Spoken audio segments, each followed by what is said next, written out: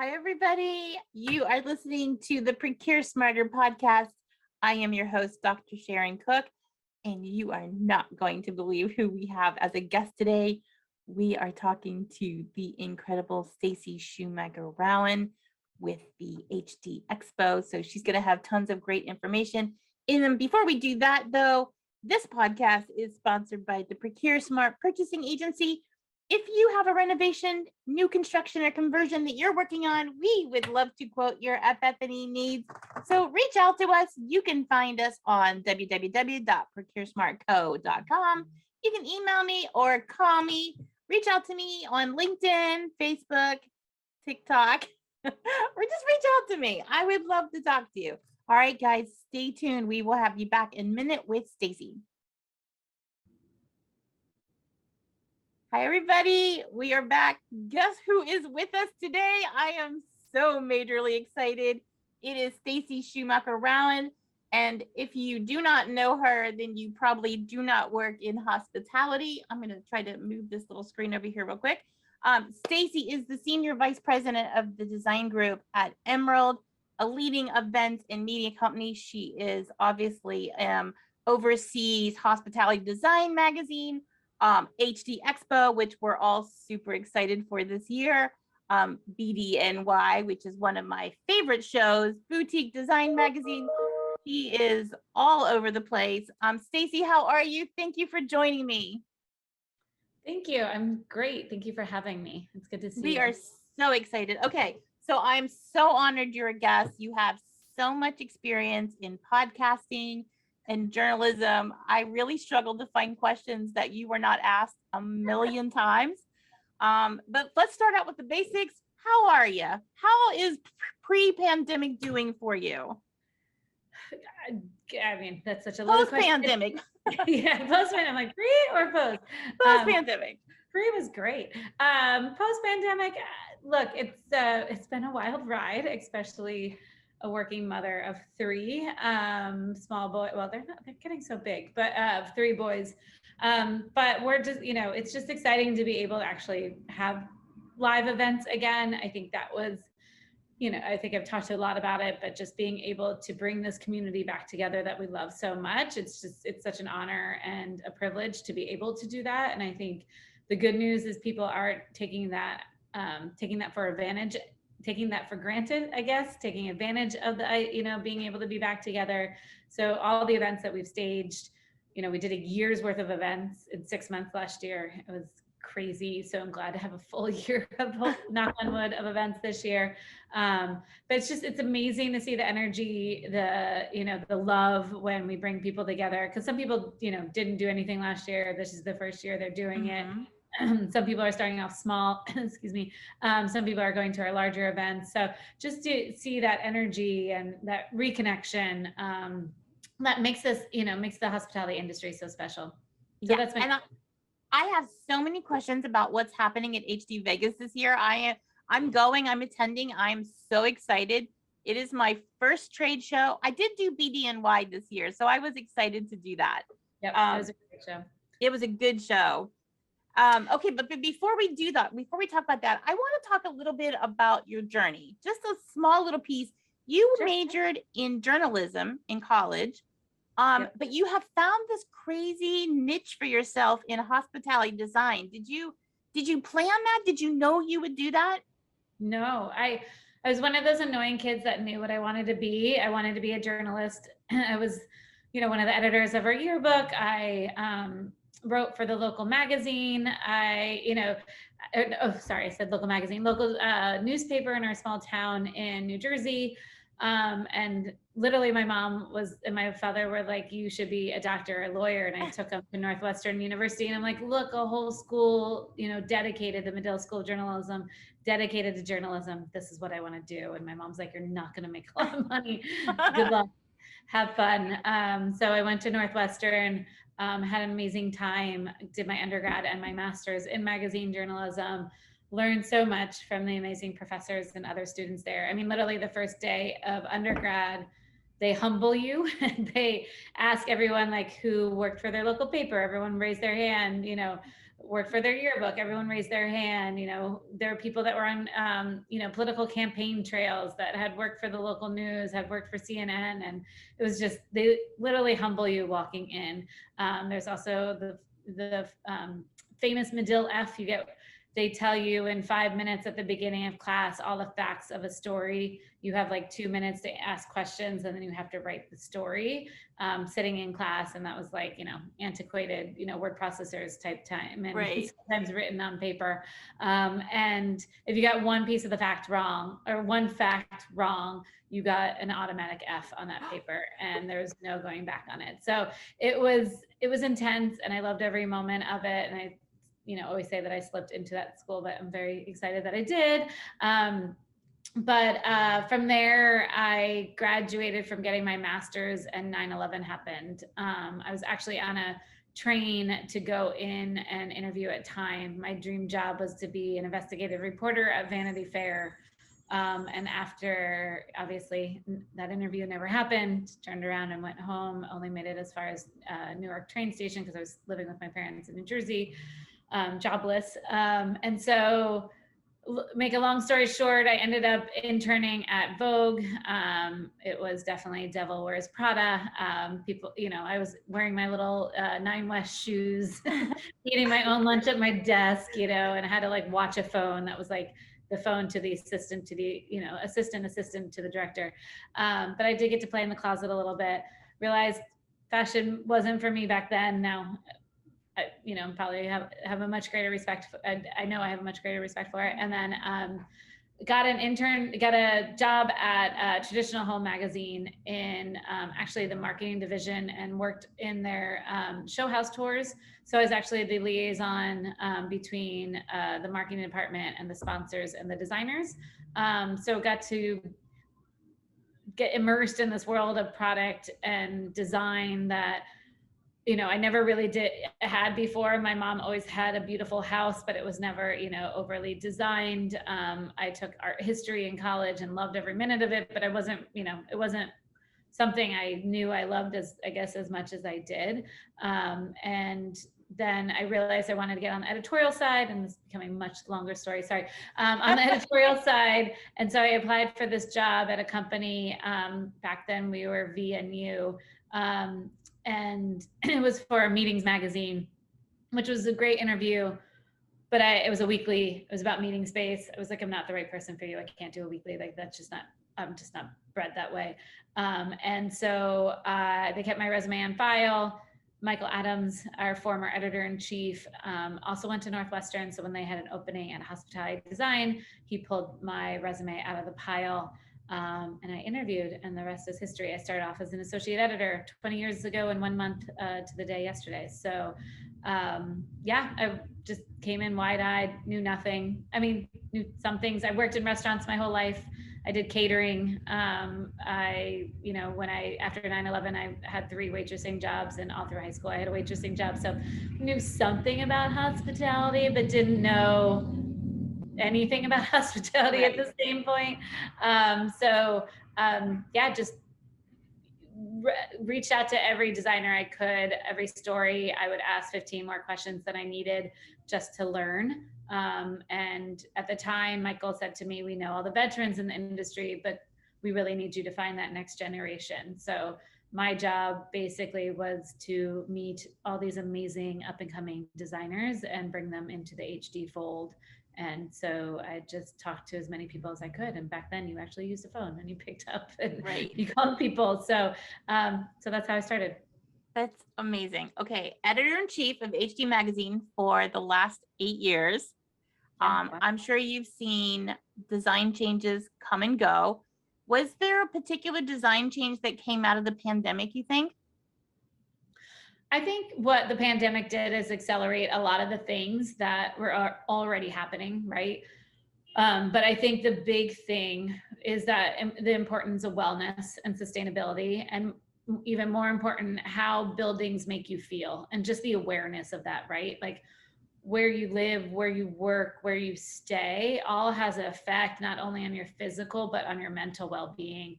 And I think obviously that the wellness industry was growing, significantly before the pandemic. And now, it's $4.35 trillion, and growing. And I don't think that's going to stop. And you see some really amazing brands that were already out there, but really finding their voice and doing some, some amazing things. Like I always point to Six Senses. I think what Neil Jacobs and Six Senses are doing, is beyond, thinking about the entire experience from the moment you check in to even when you leave, and what does that look like, right? But I think, traveling is hard on anyone to keep up any sort of routine, let alone your health and your well-being. So really thinking about that. And it's not just, making sure surfaces can be wiped down and, that came and go and still exists. But, I know at first everyone's like, oh, surface, because we didn't really know how COVID was spread. But it's really about air. It's about outdoor space. It's about bringing nature in. It's about how you sleep. It's how the temperature of the room. I mean, there's so many things that can affect you and you don't even realize it. But I think now, because of the pandemic, more and more people realize it and they're going to be looking for it. I also think too, there's so many things that happened in the pandemic, in terms of social rights and Black Lives Matter, and also having more of a purpose, right? That hotels and restaurants, having that connection to not only to the industry, but to the community, and what does that really mean? And having experiences that go beyond just a typical vacation, right? And giving back and having causes and being tied to things that are bigger and more important than, one individual. I agree. One of the things that came out of the pandemic that I hope does not go away is the 6 feet rule. Like, we have gotten so used to more space around us. There for the longest time, you were packed into these tiny little spaces, like your restaurant neighbor's seat was right beside somebody else. I hope that stays. I hope we get more space.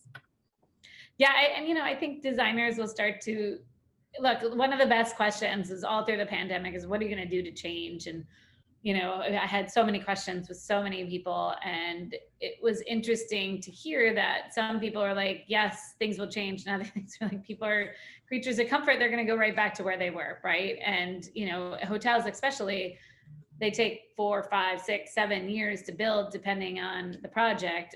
So you're thinking, at least 4 or 5 years out. And so as you're building in 2020, 2021, what does 24, 5, 6 look like, right? So I think designers they'll always be in the back of their mind, and the people that I talk to is like space flow and fluidity and how you can use a space, and how do people, I think a lot more attention to your point is, how do people use that space? Are there spaces so people can be by themselves and also be, with others in a social setting, for those that, some people are very happy to be back to normal, and some people are still, a little wary. And I think too, the importance of the guest room, right? Like having that room, having that solace, where for so long it was, micro hotels, which all have their place, right? Like everything has its place, but getting back to that idea of putting emphasis on the guest room as its own experience and its own hideaway and its own importance, right?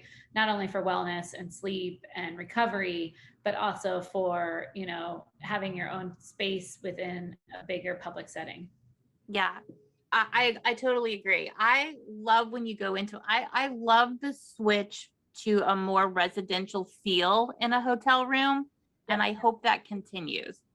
Yeah, and they've always had to play with each other, right? Like when I started, I remember it was very residential, and then I got much more, hospitality focus, and and then we went away from the cookie cutter, and and got more boutique and a little more interesting, and then it's gone back to residential. I feel like there's always, though, that relationship between the two, especially now more than ever. I mean, I think hospitality is influencing so many things, from even high-rise residential in New York or major cities, the amenities, or even in secondary, tertiary cities, some of these amenity spaces for these multi-unit buildings are better than a hotel, right? Because people expect more, they want more. So you see hospitality going into that. You see hospitality obviously influencing the workplace and having bars and hangout areas and, lobbies that act more, if there's multiple offices in one building and amenity spaces there.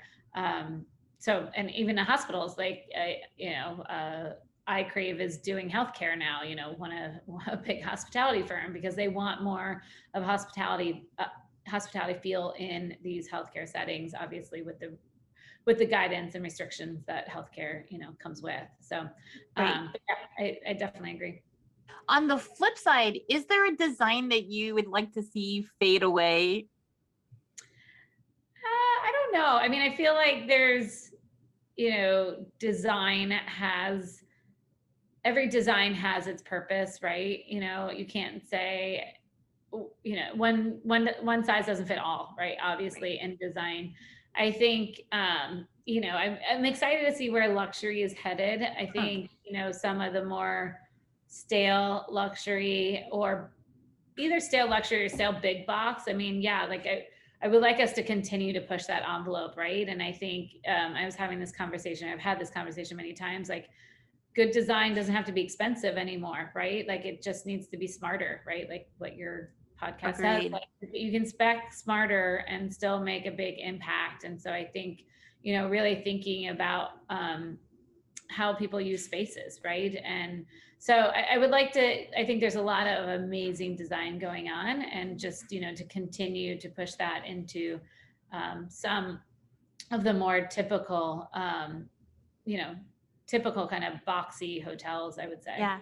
Well, let's talk about what's new out there, because with the pandemic, there was this huge shift in the workforce, and there's a whole school of new designers coming out, right?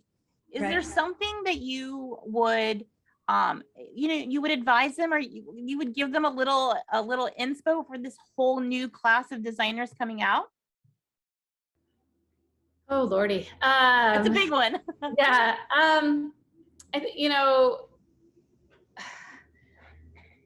I think it's to, I don't know. I think it depends on, are they brand new? Are they like mid-tier? I mean, I think what I always say to designers, when we do talks or go to schools or anything, is two things. Is one, learn how to speak eloquently in front of other people, learn your voice, learn to be thoughtful in how you speak. So you come to the table, right, with good ideas, and you're heard, because I think sometimes being heard in a room is difficult. And I think that's really successful. A lot of ways people are successful with clients, right, is to be able to be thoughtful. I think also, being a collaborator, a true collaborator, I think is really what a lot of owners and clients are needing right now, because of, the changing ways. They need that back and forth. They don't want to be told what to do. They want to, have that conversation. But then I think the other thing is, and also the third thing I always say is, ask more questions than you speak, learn more than, like the best. I love this saying that I heard once is, you were born with 2 ears and 1 mouth, so you listen more than you speak. And I think that's something that is a good takeaway for anyone. And then, but I mean, for designers, I think it's, how can we, for those starting there, how can you continue to push, right, and rethink, and not, I think there's tried and true things we have, they have to do, but how can you continue that conversation and continue to evolve and learn from what other people do, and not copy it, but take cues from some of this amazing design that's happening, put your own spin on it, and ask those questions, right? So maybe you get to a deeper meaning, thought layer that that you didn't know, or that didn't exist when you started the early conversation. But I do think there's, and I don't know if I'm answering your question at all, but I do think there's a lot of amazing design out there, that continues to push, and to be that person, that design firm that continues that in whatever way that means for what you want to accomplish. It was an excellent answer. I am a big believer that if you are the least experienced person in the room, just listen. There's so much that people can teach you. Right. All right, 100%. Let's talk about HD Vegas coming up very quickly. So excited. How's it going? How's planning going? It's great. It's April 26th. It's just 2 weeks away. Just 2 weeks. Crazy. April 26th to 28th. It's great. Look, we had our August show, so it's coming up quick. But it was really important last year, we thought, to bring the industry together. And even though it was a smaller show last year, I think it was just, it was an accomplishment that we wanted to do. Again, we love bringing this industry together, and we wanted to do it safely and effectively. And I think, we did it. So we're really excited now about this, this edition, which we're back in our normal time frame. But we did learn some things, or we're continuing some things that we started last year. One, all the conference sessions are on the show floor. It used to be a mile walk and a half to get to the conference sessions. So last year we brought everything on the show floor in three distinct spaces, and we're doing that again. So we have the HD Park, which will be home to all of our CU accredited sessions. We have our Design Well Pavilion, which is being designed by Inc. Architecture and Design, which will focus everything on wellness and sustainability and DEI and community building, because we believe that's a big part of wellness holistically. And then we have our social hub, which are more kind of intimate conversations, still big topics, big ideas. 21C Museum Hotels. This is their second iteration of it, because last year, unfortunately, a lot, as everyone knows, logistics and getting product places is difficult. And unfortunately, a good portion of our product was stuck out to sea. So bringing it back, everything's here, everything's in Vegas, was probably the first thing that got there. So really excited about that. The only two things that are downstairs in the conference area are our owners roundtable, which we're bringing back in the full roundtable format. It's one of our signature events. And we have 41 unbelievable hosts from leading brand development, ownership, and management companies as well. Everyone from, I'm trying to think, from Marriott to Hilton to, smaller ones like the Perrion Group that are doing a bunch of boutique hotels. It's a really great mix this year.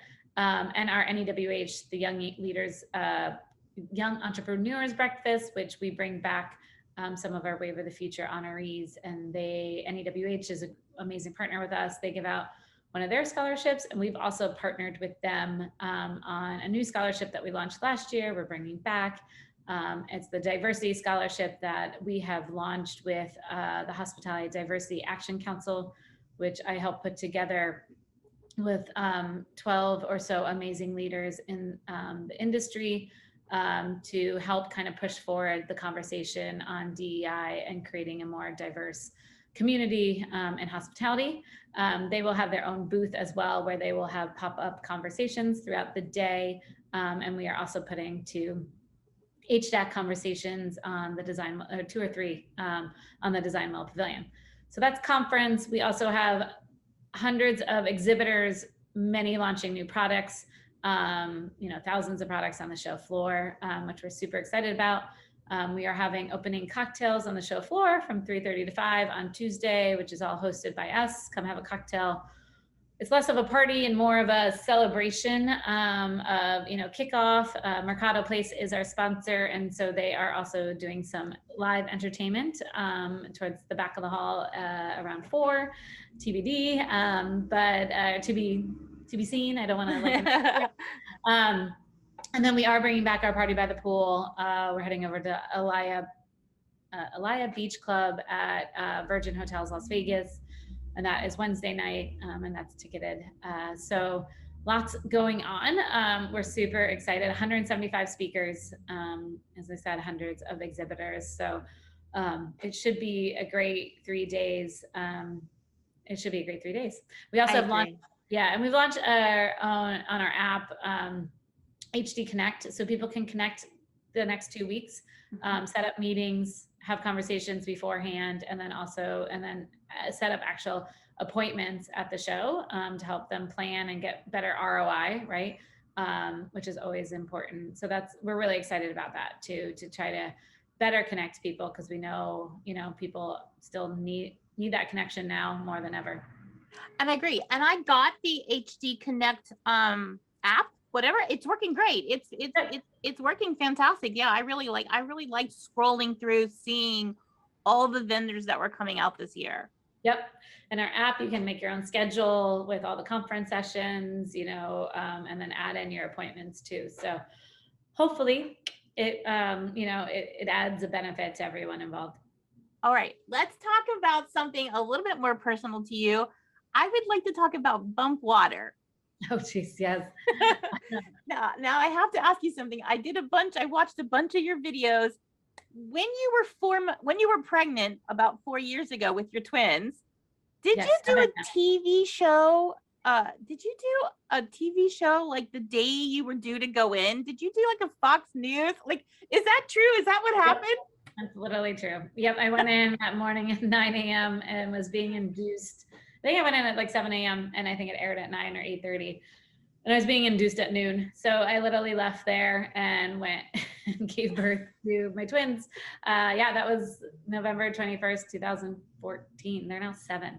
And so crazy. Yeah, everyone thought I was insane. Actually, I think one of the TV hosts was like, "When are you due?" And I'm like, "Today." Going in. And she was like, "What?" Yeah. And yep, the good news is for my first child, Jack, I looked terrible in every single photo. I was not one of those people that thought about like taking photos, like I see all these moms, that have these beautiful like hospital photos. That was not me. I had a terrible birth. Don't want to go into it with Jack. So I never had those. But the good news was with the twins, I had my hair and makeup done. So I actually looked, because I had to have it done for the show. So I looked fairly normal in some of the photos, even though I just gave birth to twins and that is crazy. That is hardcore. I so much respect. That is hardcore. All right. So you were on the show promoting Bump Water, right? Yes. So it was a company that my husband and I started with another couple, Spencer and Amber, who are dear friends of ours.